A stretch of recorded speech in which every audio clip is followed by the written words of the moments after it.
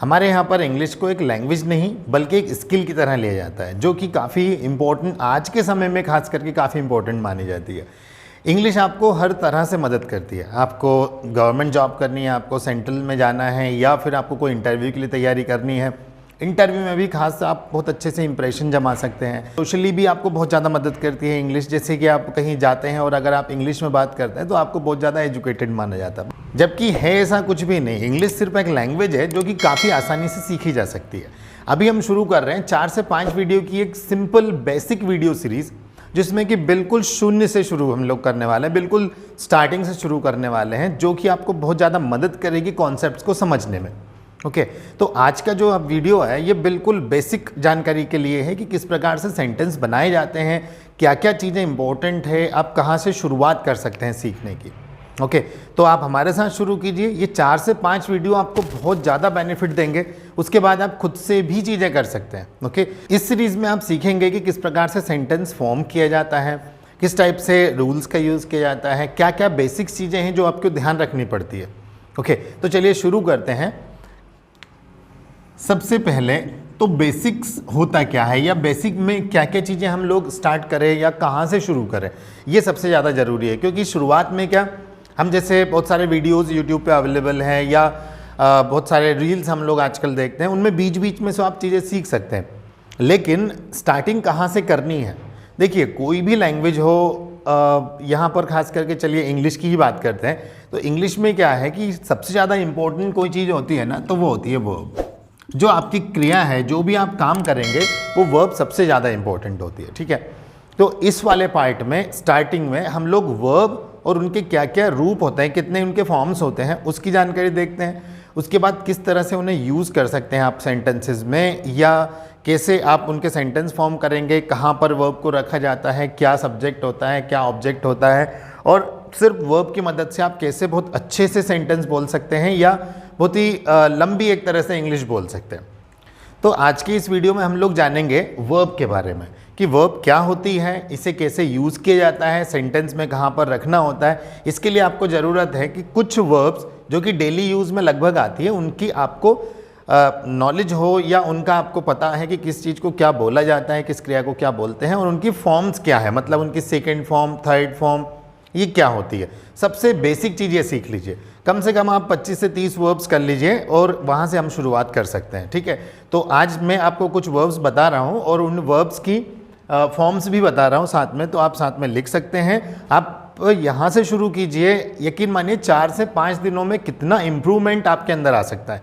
आप अगर शुरू करने का सोच रहे, इंग्लिश अगर सीखना ही है, तो बिल्कुल आप हमें फॉलो कीजिए। 4 से 5 दिन के इन वीडियोज़ में आप काफ़ी कुछ चीज़ें सीख जाएंगे। ओके, तो चलिए शुरू करते हैं स्टार्टिंग से। कुछ वर्ब्स होती हैं जो हमें लगभग डेली यूज़ में आती ही आती है, जैसे कि सबसे पहले आती है गो। गो मतलब सबको मालूम है, गो मतलब जाना। इसकी सेकेंड फॉर्म होती है वेंट, और थर्ड फॉर्म होती है गोन। अब ये सेकेंड थर्ड कहाँ यूज़ की जाती है वो हम देखते हैं। नेक्स्ट है सिट। सिट मतलब होता है बैठना। सिट की सेकेंड फॉर्म सैट और सैट, सेकेंड और थर्ड फॉर्म। ये फर्स्ट फॉर्म है, ये सेकेंड फॉर्म, और ये third form. Okay, next verb है डू। डू मतलब होता है करना। डिड सेकेंड फॉर्म, और डन थर्ड फॉर्म। देन उसके बाद में कुक। कुक मतलब कि खाना बनाना, खाना। इसकी सेकेंड फॉर्म है कुक्ड, थर्ड फॉर्म भी है कुक्ड। ओके, नेक्स्ट वर्ब्स में कैच। कैच मतलब पकड़ना, और इसकी सेकेंड फॉर्म होती है कॉट, और थर्ड फॉर्म होती है caught, CAUGHT। Then break. Break मतलब होता है तोड़ना। इसकी सेकेंड फॉर्म होती है ब्रोक, और थर्ड फॉर्म होती है ब्रोकन। ओके, फिर है ईट। ईट मतलब खाना, इसकी सेकेंड फॉर्म है एट और थर्ड फॉर्म है ईटन। देन टेक, टेक मतलब होता है लेना, सेकेंड फॉर्म टूक और थर्ड फॉर्म टेकन।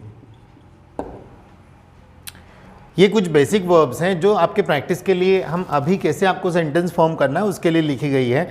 आप इसके लिए फ़ाइल डाउनलोड कर सकते हैं। आप डिस्क्रिप्शन में जाइए, वहाँ पर PDF फाइल अपलोड कर दी गई है, आप वहाँ से डाउनलोड कर लीजिए। और जैसा अभी आपको मैं बताने वाला हूँ इसकी प्रैक्टिस आपको वहाँ से करना है। अगर आपको रियली में सीखना है, यहाँ पर ये मत सोचिए कि कहाँ से शुरू करना है। मैं बता रहा हूँ आपको, यहाँ पर आपको बताया जा रहा है किस प्रकार से शुरू करना है, ठीक है। आप ये करते जाइए, आप 3 से 4 दिनों में आप यकीन मानिए काफ़ी चीज़ें आपकी क्लियर हो जाएंगी।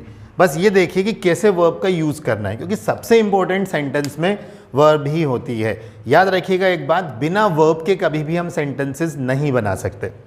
बिना वर्ब के कभी सेंटेंस होता ही नहीं है। तो वर्ब अगर सबसे ज़्यादा जरूरी है, सबसे पहले वर्ब से प्रैक्टिस करते हैं, ठीक है। First form, second form, third form, पूरी फाइल डाउनलोड कर लीजिएगा। सबसे पहले इन वर्ब्स के साथ में प्रैक्टिस कर रहे हैं। मैं बता रहा हूँ कैसे आपको प्रैक्टिस करनी है, क्या क्या रूल की बात कर रहे हैं। आज मैं सिर्फ एक बेसिक रूल आपको बता रहा हूँ कि क्या अभी आपको प्रैक्टिस करनी है, ओके। तो देखिए, फर्स्ट फॉर्म, सेकेंड फॉर्म और थर्ड फॉर्म, ठीक है। तो आज अपन जो बात करने वाले हैं वो फर्स्ट फॉर्म और सेकेंड फॉर्म की बात करने वाले हैं, ओके। फर्स्ट फॉर्म और सेकेंड फॉर्म कहाँ कहाँ पे यूज़ कर सकते हैं, फर्स्ट फॉर्म और सेकेंड फॉर्म। अब कैसे आपको ये वर्ब जो है first form, second form, third form कैसे आपको सेंटेंसेस में यूज़ करनी है, ये बहुत ही ईजी है। सबसे पहले ये कीजिए, कम से कम 100 वर्ब्स तो आप लोग याद कर ही लीजिए। 100 वर्ब्स एटलीस्ट आपको पता होगी, आप हर तरह के सेंटेंसेस बना सकते हैं। आपको बस 2 चीज़ें चाहिए। अगर हम बात करें स्पोकन इंग्लिश की या इंग्लिश ट्रांसलेशंस की, सिर्फ 2 चीज़ें चाहिए आपको। वो चाहिए वर्ब और आपको चाहिए सेंटेंस स्ट्रक्चर। स्ट्रक्चर मैं आपको यहाँ पर बताने ही वाला हूँ। 4 से 5 दिनों में काफ़ी स्ट्रक्चर्स यहाँ पर क्लियर होंगे। साथ ही वर्ब, ये वर्ब याद कर लीजिए, याद करने की चीज़ें हैं और सेंटेंस स्ट्रक्चर यूज़ करने की चीज़ें हैं। तो फर्स्ट फॉर्म और सेकेंड फॉर्म आज डे 1 में, आज का ये मान लीजिए कि हमारा है आज डे 1। डे 1 में हम लोग बात करेंगे कि फर्स्ट फॉर्म और सेकेंड फॉर्म को कहाँ यूज़ कर सकते हैं। यहाँ पर 2 से 3 स्ट्रक्चर्स में आपको बताने वाला हूँ। बहुत ही सिंपल है, बहुत ज़्यादा सिंपल है। देखिए, पहले फर्स्ट फॉर्म के साथ सिर्फ आई लगाएंगे और सेकेंड फॉर्म के साथ भी सिर्फ आई लगाएंगे, ठीक है। जैसे कि आई गो या आई वेंट, ठीक है। आई गो या आई वेंट। अब एक मैंने गो लगाया, एक में मैंने वेंट लगाया, क्या फ़र्क पड़ा? फ़र्क ये पड़ा, आई गो मतलब मैं जाता हूं और आई वेंट मतलब मैं गया।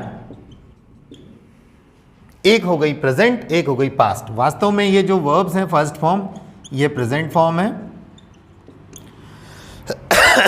सॉरी, सेकेंड फॉर्म ये पास्ट फॉर्म है, ठीक है। और इसे बोलते हैं हम past participle, past participle form, okay. इनका सही नाम प्रेजेंट फॉर्म, पास्ट फॉर्म और पास्ट पार्टिसिपल फॉर्म। तो आई के साथ में अगर आप फर्स्ट फॉर्म लगाएंगे, अकेला आई या कोई भी सब्जेक्ट, आई, वी, यू, दे, इनके साथ में अगर आप फर्स्ट फॉर्म लगाएंगे तो ये हो जाएगा डेली वाली बात। और अगर आप सेकेंड फॉर्म लगाएंगे तो ये हो जाएगा पास्ट वाली बात। अब अगर मुझे बोलना है कि मैं बैठता हूँ तो हो जाएगा आई सिट, मैं बैठा आई सैट। मैं करता हूँ आई डू, मैंने किया आई डिड। मैं खाना बनाता हूँ आई कुक, मैंने खाना बनाया आई कुक्ड।